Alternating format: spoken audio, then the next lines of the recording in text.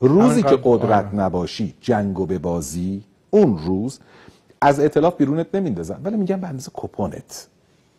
فکر نکنیم چینی ها مثلا تافته جدا بافتن، نه، چین الان اینه. خب تازه یه مدت 20-30 سال که بگذره، روسا هم همینطور، فرق نمیکنن، بگذره دنیای عوض شه، دست به دست بشه قدرت، از آمریکا بدتر. میگه بابا عددی نیست.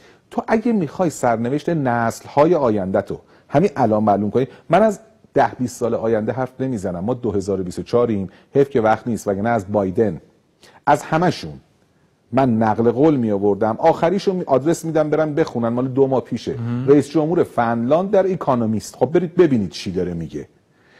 من دارم از چندین سال، 4-5 سال 6 سال آینده صحبت میکنم که این دوران فطرت داره تموم میشه. حالا اونا که کمتر میگن، من میگم 2030 مثبت منفی 2 سال. خب شما اگر میخوای آیندت رو بسازی، آینده نسل‌های بعدی رو بسازی، هزینه‌ش هم دادی، هزینه‌شو دادی 45 سال.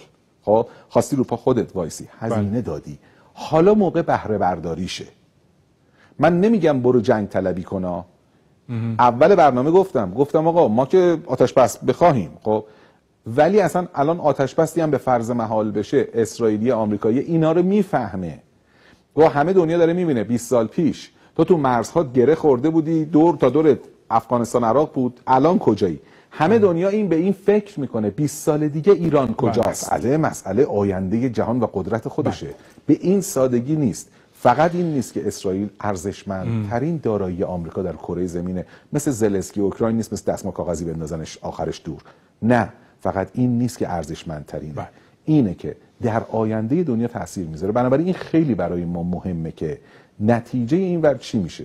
گفتم برای ما باید ایدئولوژیمون و اعتقاداتمون اصل باشه، کلام خدا باید اصل باشه و هست. ما کسی اونها رو هم نمیپذیره، یه نگاهی کنه ببینه خود غربیا، یه کار از نخبگان خیلی وقت گذشته، سیاستمدارای غربی دارن راجع به الان دنیا چی میگن و ببینن که بازیگرای دنیا رو کی میدونن.